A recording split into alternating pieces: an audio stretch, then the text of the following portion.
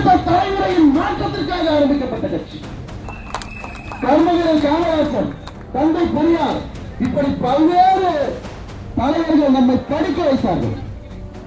பல்வேறு இலவச திட்டங்களை நமக்கு அளித்து, மதிய உணவு திட்டம் என்று பல்வேறு இலவச திட்டங்களை நமக்கு அறிவித்து படிக்க வைத்தார்கள். அப்படி படித்த இளைஞர்கள் இன்று வேலை வாய்ப்பு இல்லாமல் சுற்றிப் வருகிறார்கள். இங்க வேலை வாய்ப்பை உருவாக்கி தருவது யாருடைய கடமை? ஒரு அரசாங்கத்தினுடைய கடமை. அப்படி ஒரு நல்ல அரசாங்கம் அமைந்தால்தான் இங்கே மாற்றம் பிறக்கும். இந்த சூழ்நிலையில் மக்களுக்காக சேவை செய்யக்கூடிய வெற்றி தலைவர் வேண்டுமா, அல்லது வெற்றி விளம்பரங்களை செய்யக்கூடிய அந்த திருட்டு கும்பல் வேண்டுமா? தமிழகத்தினுடைய கடைசி நம்பிக்கை நம்முடைய தலைவர் விஜய் அவர்கள். அவரை ஒருபோதும் கைவிட்டுள்ளவர்கள் சுற்றிய நண்பர்களே, தோழர்களே, தலைவர்கள்